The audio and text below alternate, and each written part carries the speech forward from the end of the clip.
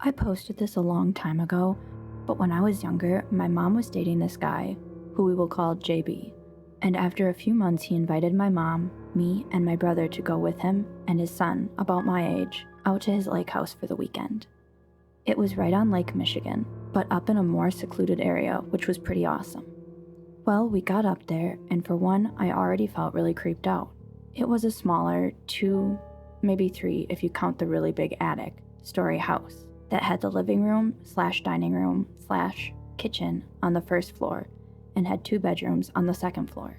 His grandfather had helped to build the place with the grandfather's dad, and then he lived there for most of his life, working as a tailor in the nearby town. We went up to the attic to get some beach toys because that's where JB kept all of that stuff, so he didn't have to haul it every time he went out there. Well, when we went up to the attic, I noticed in the corner, covered in some dust and cobwebs, about 8 mannequins. Some just upper torsos and some full body. Not too out of the ordinary considering a tailor had lived there. Me and JB's son slept down in the living room on the couch since there were no more beds, and near midnight-ish, I heard one of the stairs squeak a few times.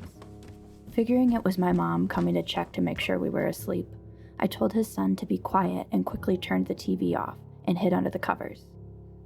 After not hearing any noises for a few minutes, I looked out from under the covers and saw 3 of the mannequins moving around in the kitchen.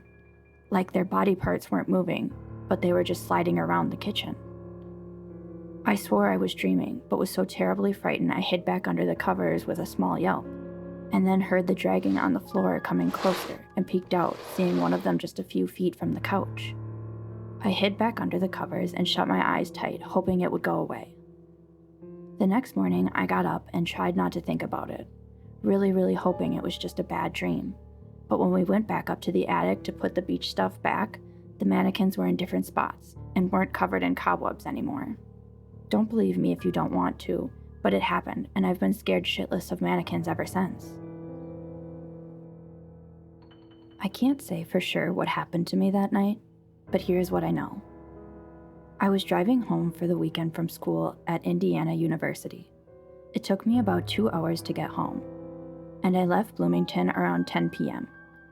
At exactly 10:53, I'm on a rural stretch of the 2-lane highway I take home, and I noticed what appeared to be flashing lights behind me. I thought, great, I'm getting pulled over. So I turned on to the next country road, about a quarter mile from where I noticed the lights.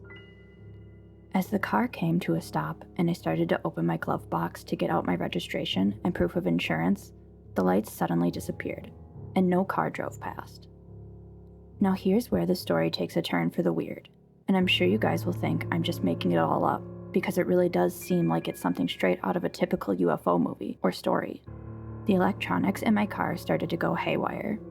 The radio was randomly changing stations while the volume kept going up and down, while the dome light and headlights start to flicker and turn off and back on. This was at 10:56 p.m.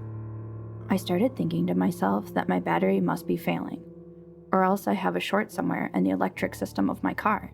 So I leaned down to pop the hood so I can take a look at the battery, and that is the last thing I remember doing.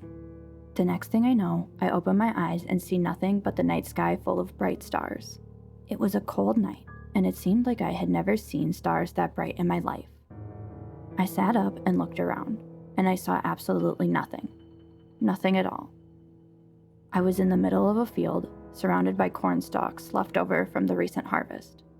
As I started to come to my senses, I started to freak out. Where am I? Why the f*** am I asleep in the middle of a field? Where the f*** is my car? I got up and started walking toward the distant headlights I could see from a road about half a mile away. When I got to the nearest intersection, I looked at the signs which read 350 north and 50 west. I was half a mile away from my car, which was just right off the main road. I started walking toward the headlights I could see on the main road. I can't say how long it took me to walk the half mile, but it couldn't have been more than 10 or 15 minutes.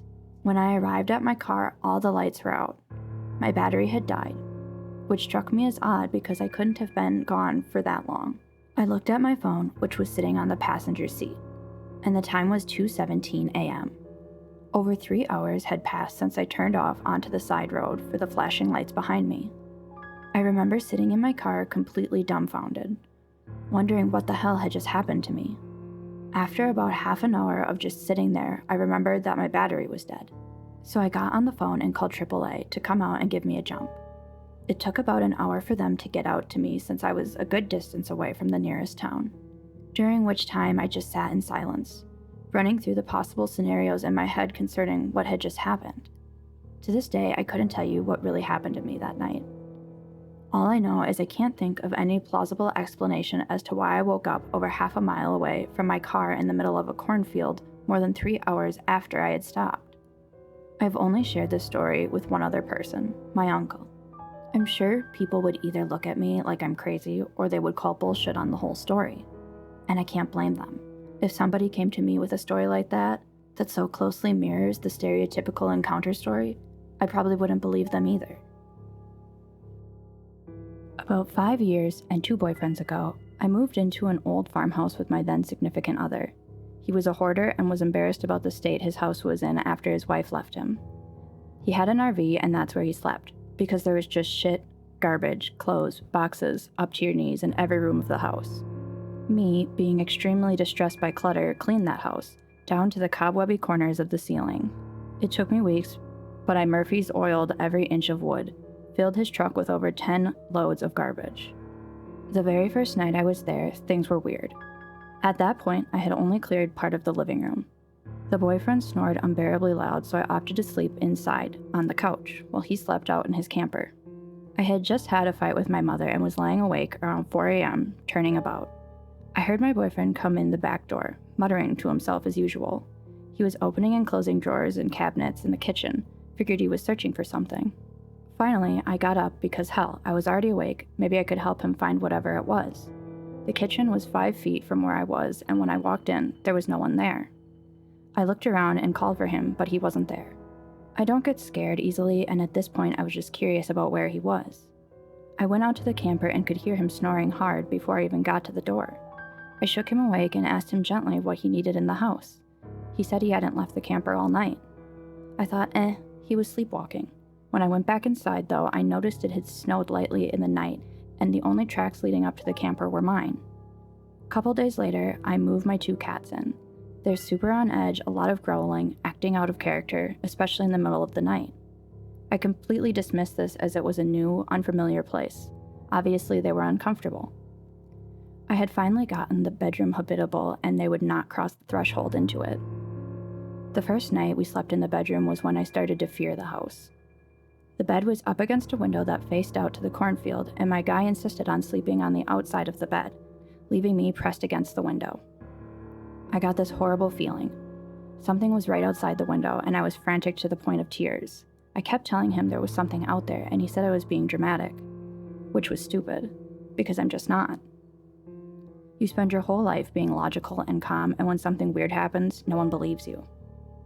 I slept on the couch. The next day, I noticed a handprint on top of the bedroom window that I had just cleaned the day prior. I held my hand up to it, and it was thrice the size of my own hand, bigger than any person's handprint I've ever seen. It wasn't just a print, though. It was elongated, as if the hand had dragged down the window. Still could be an explanation, even though I had cleaned that window the day before and would have noticed, except the print was over 9 feet off the ground and directly over an open coal cellar. I showed my boyfriend, and he told me something surprising. His ex-wife thought there was something wrong with the house, too. She was making dinner one day, and he had gotten home from work. Her back was turned to him, and they had a full conversation. Then she looked out the kitchen window and saw him pull up in his truck. He still blew it off with me, just telling me I was paranoid and such. All this time, I assumed he was right, dismissed my instincts, and went about things normally. Then one morning in the spring, I got up to use the bathroom. It was 4:40 in the morning, and I knew the time because I checked my phone when I got up. The whole bedroom was light from the sunrise, and I quietly climbed back into bed. The house is all wood paneling, and because of my arachnophobia, I had the bed scooted about 5 inches away from the wall where our heads were. I laid down and tucked my arm up under the pillow with my hand over the edge. The second I closed my eyes, an icy cold hand grabbed me by the wrist and yanked down, hard. I bolted up and in a state of complete terror shook my boyfriend awake and asked him if he was f***ing with me. He wasn't. I will never forget that grip because I had to struggle to get my hand back. I called my close friend and she said, You know that there's a cemetery within view of your bedroom, right? I had forgotten, but being a practical person, it had never occurred to me that there might be a connection. She said, let's try something, came over with a sagebrush, and we smudged the house. We were both laughing at ourselves as we did it, but the thing is, nothing weird happened after that. Well, except for me falling into a hole in the floor, but I blamed that on my own clumsiness. The relationship withered and I moved out, but we remained friends. He says nothing strange has happened since I left. Okay, I've got one. A few years ago, I was having some pretty bad anxiety, so I decided to go for a drive. I got on the highway, put on a playlist, and decided I would drive as far as the music took me, then come home. I drove from Denver, Colorado to Santa Fe, New Mexico. Along the way, just after Raton Pass and the little town there, I wanted to stretch my legs. It was maybe 11 or 12 at night at this point, and I stopped at a rest stop at the top of a little hill, got out, had a cigarette, and talked with a guy who was also having a cigarette. He told me about how he makes this trip once a year, and that I should probably not go into the bathrooms as it felt like you were being watched in there. I thanked him for his advice, and we looked at the stars. We looked at the edge of the nearby mountain range and then decided to part ways. He left first, and I followed his car down the little hill and back onto the highway. Pretty soon, I did not see his taillights anymore, but thought nothing of it. I finally got to Santa Fe, as my playlist of music was ending, and decided I would turn around and head back to Denver, as I had enough money for either gas or a hotel room. I slept on the side of the road that night, and got back to Denver around 3 or 4 the next afternoon. I called my significant other, and she wanted to go on an adventure, and said that her friend had a place we could stay in Albuquerque. I scooped up her and her friend, and off we went. I told them about the night before and meeting the nice guy at the rest stop. Her friend said something to the effect of, there isn't any rest stops just after Raton Pass. I called bullshit, and sure enough, she was right. The rest stop I had gone to was nowhere to be seen. Not a single one along the way, tucked up on a hill the way that one was. Every time that my significant other and I make that drive now, the topic of the Vanishing rest stop comes up. I hope you enjoyed the video. If you did, don't forget to hit the like button and the subscribe button for more content in the future.